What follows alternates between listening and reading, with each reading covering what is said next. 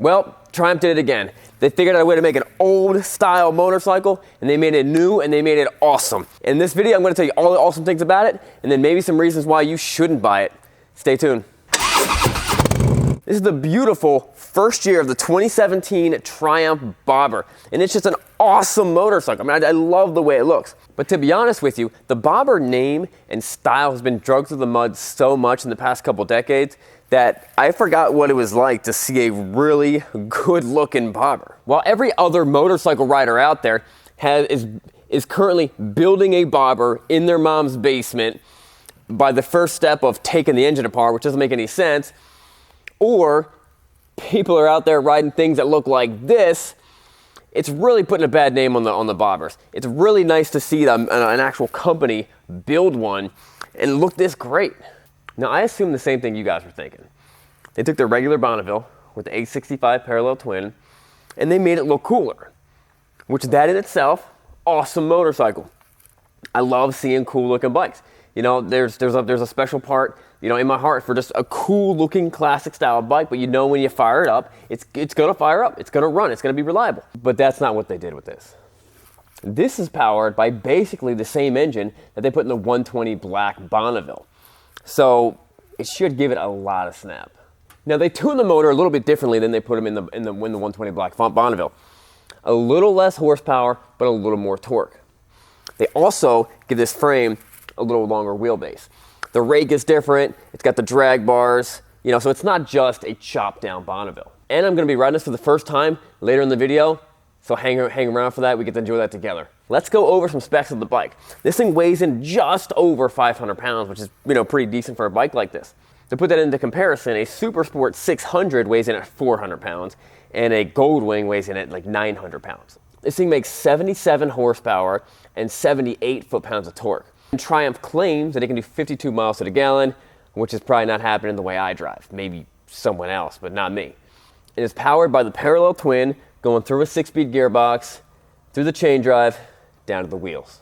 Now, even though it's a Bobber, they still set up the seat so you can move it at different positions. This is the most far up position. You can move it back about 3 inches. So if you're a bigger guy, you need more leg room, or just for whatever reason, you can do that. They also have a different options for mid-range controls or forward controls.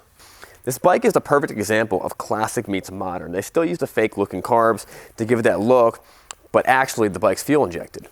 Now, I'm not a huge fan of the ammo box look. Not really my thing. I think it might look better if you painted them black or painted them red, probably black. But the cool thing about it is 2 bolts on each side, you can take it out. Now, they do come in handy as a glove box, which right here we have the only motorcycle gloves I wear, which are perfect for this bike.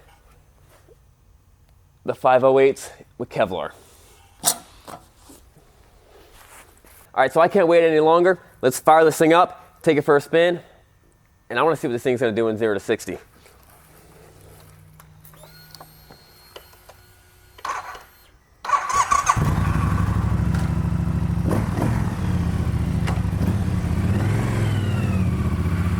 All right, guys, before we do the test drive, let's do the words of wisdom.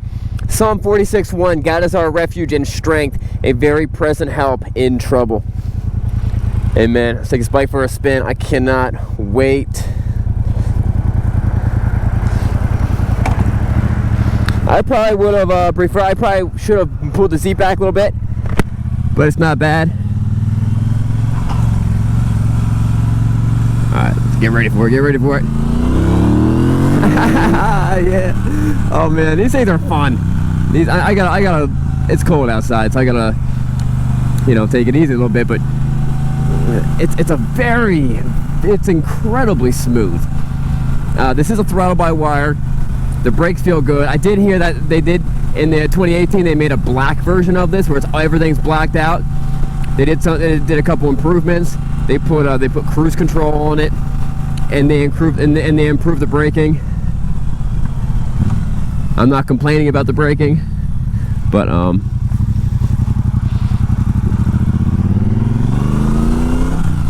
I like this. It's a good feeling bike. It pulls well.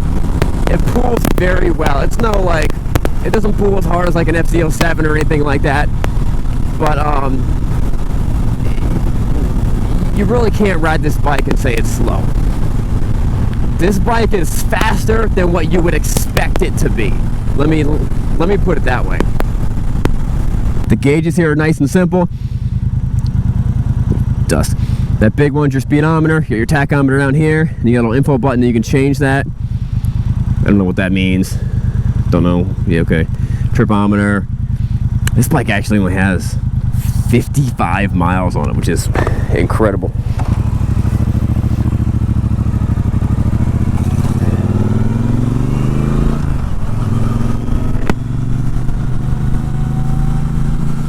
There's also different road settings. You can change this from rain to road. Is that it? Is that all I got is rain or road? Well, I want road, of course. Let's put it in rain. What rain's gonna do is it's going to ease up your throttle response, make that a little bit slower, so you can make a few little more mistakes, but it's not gonna actually end up through the engine. It is a cable clutch, not a hydraulic clutch. The clutch feels incredibly light, like really like light enough. It's about as light as you want it to be. You know, it's a type of feeling where like you don't notice it, but it's not like some old Harley with a modified clutch that you're like straining and hurting your hands every time you're riding. It is, everything about it is a very easy motorcycle to ride.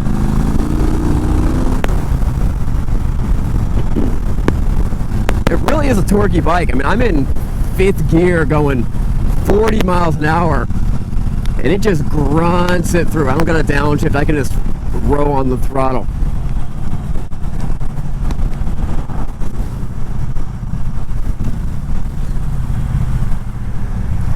Now keep in mind, I'm not going to have as much traction as I would on a nice... I gotta do this quick.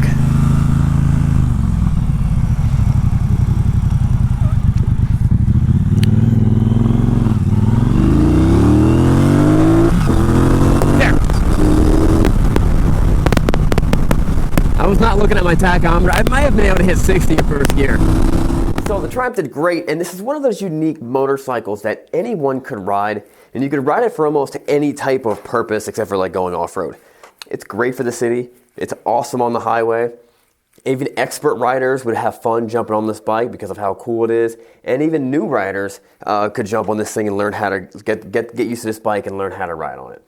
It's a very unique bike. I love it. It's one of those bikes that you need to have in your garage if you've got more than one bike. Guys, don't forget to subscribe. We'll see you guys next time, and check out this other video. Remember, it's not what you're riding, but where you're going.